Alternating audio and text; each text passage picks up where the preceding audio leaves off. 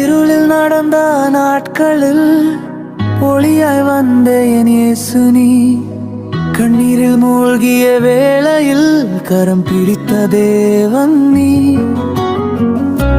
உடைந்த என் இதயத்தை அன்பால் நீ சேர்த்தாயே, விழுந்த என்னை தூக்கி வாழ்க்கைக்கு அர்த்தம் தந்தாயே.